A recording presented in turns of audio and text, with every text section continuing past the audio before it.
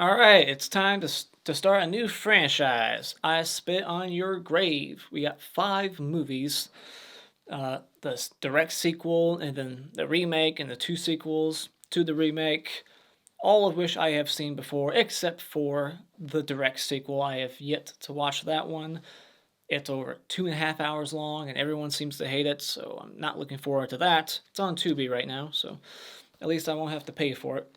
Anyway, so I Spit on Your Grave, aka Day of the Woman. That is the original title. That's the title that the director, Myers, whatever the hell his name is, that's the title he prefers. And Demi Moore, interesting fact, that's apparently her ass on the poster. And the tagline for this movie is really misleading. It says something like, you know, 5, she burned them. Like it was like she tortured them, she chopped off their dicks, and then I didn't write it down, but it says something like, and then she burned them.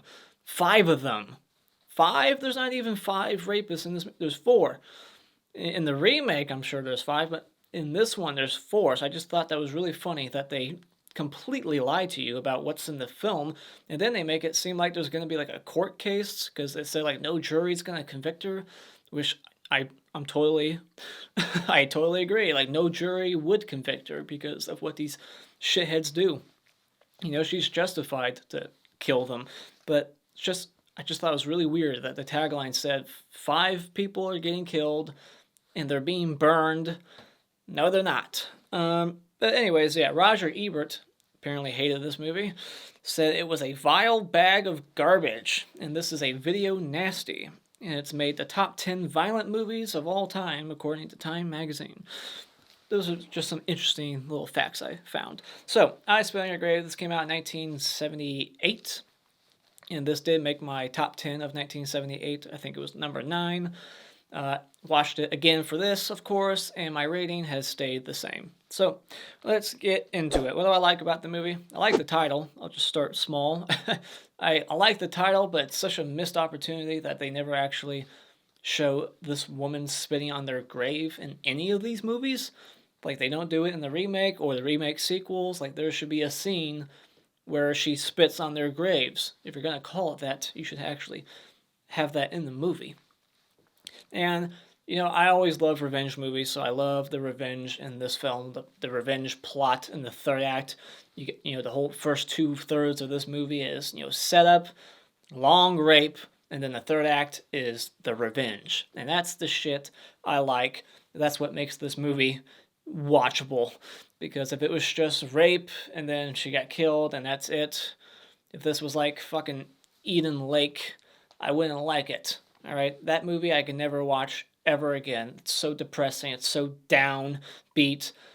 I fucking hate that movie. In this movie, she gets the revenge, and it makes it makes it good and makes it more rewatchable. And Camille Keaton is a trooper. Like, I can't believe anyone would actually do this because they put her through the ringer, man. Like, this isn't like stunt doubles we see it. It's like the actual actress. This is low budget. Camille Keaton not only gives a terrific performance, but she is willing to put herself through so much crap in this film. Like, she's in the grass, there's dirt and mud, like she's walking through like swampy waters.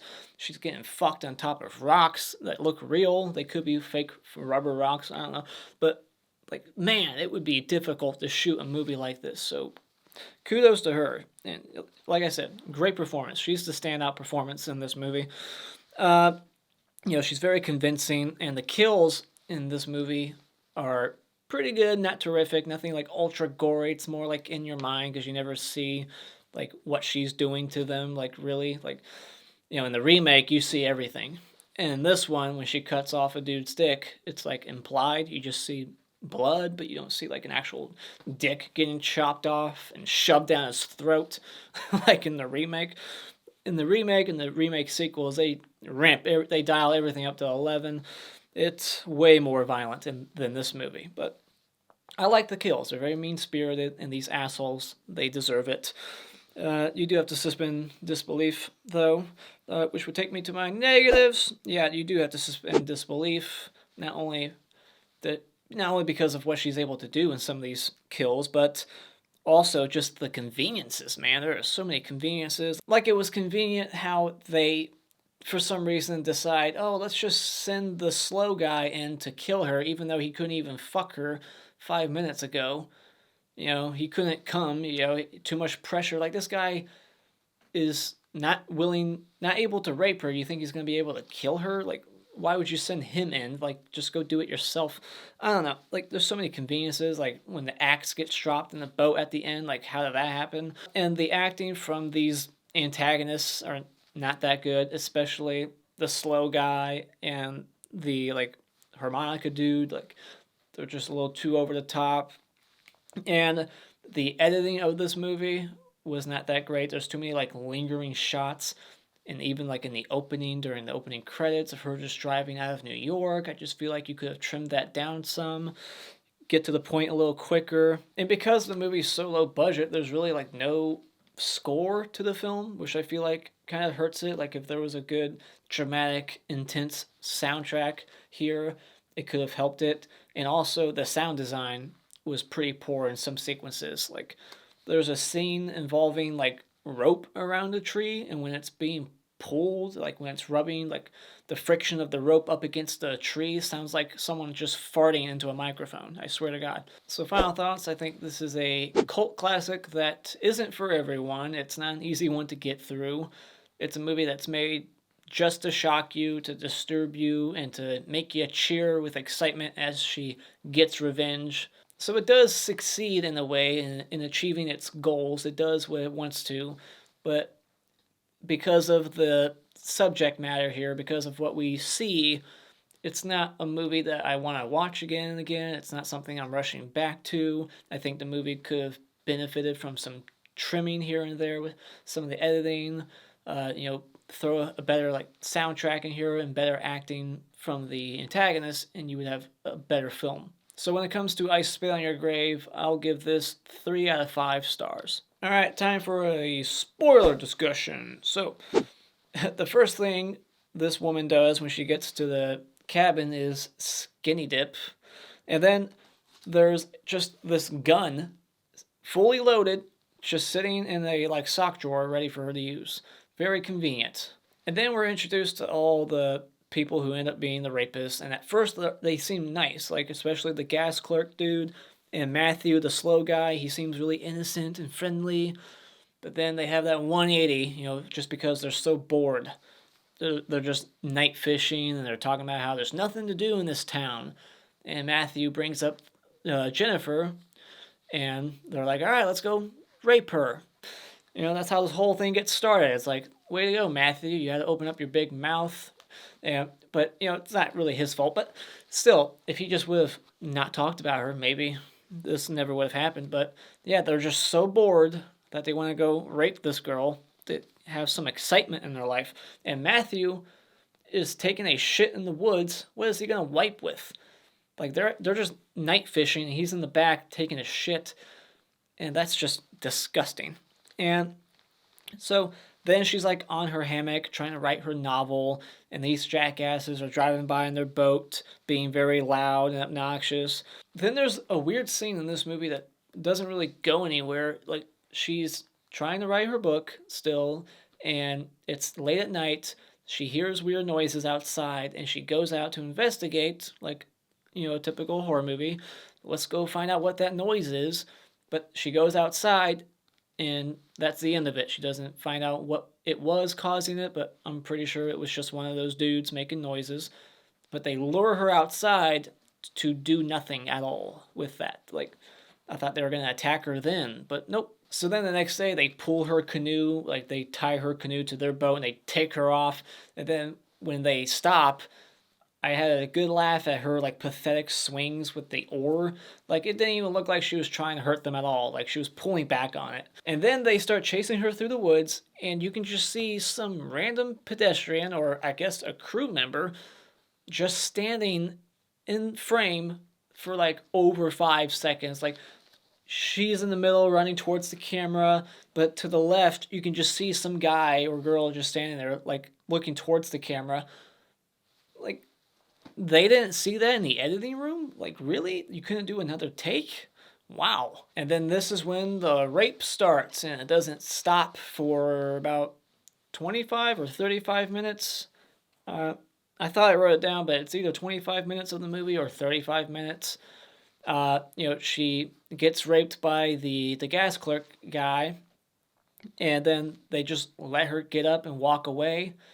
And she's just walking through the woods, butt ass naked. She's walking through like nasty waters, and then all of a sudden she hears the harmonica playing, and then the harmonica dude puts her on top of this big ass rock and starts like fucking her in the ass, and then they let her go again, and then she makes it back to her apartment or her cabin, and then Matthew tries to rape her, but he can't finish, and then that was a good scare with the phone. She gets on the phone and she's trying to call for help, and then the foot comes into the frame and kicks the phone. Like, that actually kind of scared me.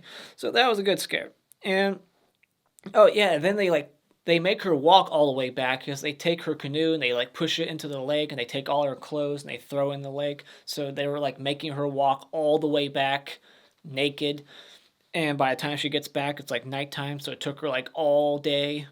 So that's why she's like so exhausted, and she's like crawling back inside. And she finally gets to the phone, and it gets kicked right out from under her. And then Matthew's trying to rape her, and he does that weird thing when he takes his hat, he's like singing, and he's really goofy. And then the other guy, forget his name, Andy, he takes like a bottle, and then he shoves it up inside of her, and then he like hops on top of her face, and he's like, "Suck it, bitch." And as if being raped wasn't bad enough already, they're like ridiculing her work. Like, this is her life, this is her passion, being a writer. And they're taking her novel and they're like reading it out loud as she's being raped. And they're just like critiquing it, like, oh, this is garbage. And then he takes her novel and starts like ripping it into pieces. So then after they're done, they go outside and they tell Matthew to go back in and kill her, finish the job. We can't have her going to the police. So they send the slow guy in, but I thought his response was pretty funny. He's like, "Why me? I didn't even come." And then he goes in, he pretends like he stabbed her. He just wipes some blood on the blade that's on her mouth. And then they're like, "Did you get her?" He's like, "Yep. I stuck the whole thing in her." And it's like, dude, that knife wasn't even that long. It was the smallest switchblade I've ever seen. So then it's like the next day, and Jennifer has like this Joker scar going up her face. And apparently, I read into it, that's a real scar. Because when I was looking at that, I was like, man, that's some pretty good makeup effects for such a low budget film. Those weren't makeup effects. That's an actual scar on her face. Looked like a Joker scar from The Dark Knight. But I was really confused because I'm like, what caused that scar? The punch to the face? Really? Like, how did she get that? I like that she puts her ripped novel back together. She takes all the pieces and she's taping it all back. It's like symbolizing her putting her life back together, her novel and her life at the same time. And then this is when she goes to the church to pray for forgiveness for what she's about to go do. And I think they do that in the remake also. And so, yeah, and then she just quickly gets revenge on these people. And it's so easy. Like, she lures Matthew to the place, orders food, he comes by, and then she like fucks him. She actually gets him to come because he couldn't before. She gets him to ejaculate, and then that's when she kills him. She puts the noose around his neck and starts pulling him up somehow. This is some Sleepaway Camp 3 shit. It's impossible. Like, I'm sure that would be hard for me to do. She could have said some corny one-liner after she killed him, like, "Hey, Matthew, you're well hung." Something like that. Or what would have been funny is if he started to, like, shit himself after he died. So then the gas station clerk, we find out he has a wife and 2 kids, and she goes there, picks him up. He actually just gets in the car with her, thinking she just legit wants to hang out with him and be buddies now. Like, I don't understand this whole sequence of events. Like, there's no way it would go down like this. This guy is fucking a moron for thinking that because he raped her, that now she's, like, into him. I don't know. So she has him at gunpoint, makes him strip nude, fires around to warn him, like, "No, I'm being serious. I'll shoot you if you don't do it." So then he strips nude, and then it, like, hard cuts, and they're back at her place, taking a hot bath together. And he's just like, whatever, like, yeah, yeah, okay, this is cool. Like, he doesn't think like there's anything sketchy going on, like there's something, sinister planned. I mean, how fucking stupid is this guy? Seriously, like, this is not the kind of guy that I would expect to behave like this. He should know that there is something evil in this chick's mind. There's no way she's into me. She just had me at gunpoint. She seems pissed off about what I did, but now all of a sudden she just did a 180 again and she wants to fuck my brains out in a bathtub. Like, yeah, there's nothing, suspicious here. Like, she just wants me. She digs me now. It's like, this guy's a fucking moron and he deserves to have his dick chopped off, locked in the bathroom, and left there to bleed to death as she listens to opera. So then the other two are in the canoe, but then it's just the one guy. The other guy got off, and then she sees him out there, and she swims out. Somehow, he didn't see or hear her swimming up to the canoe. She gets inside, and then in the next shot, her hair is completely dry. But anyway, she pushes Stanley in the water. She starts circling around him, and then the dude with the axe comes up to like hit her, but then he just drops it into the boat for her to use, which was just really convenient. How lucky! And then she takes the axe and uses it on him, axes him in the back. He asked for it, and then I like that she says "suck it, bitch" back to the guy who said it to her earlier, and then she pulls the thing, the boat propeller, chews him up. So that's the end of I Spit on Your Grave. Let me know what you thought about this movie in the comments below. And as always, if you like what you've seen here, you can hit this like button and become a subscriber today just by clicking the my cartoon face in about 5 seconds. And remember, it's all an opinion. You don't need to get butthurt about it.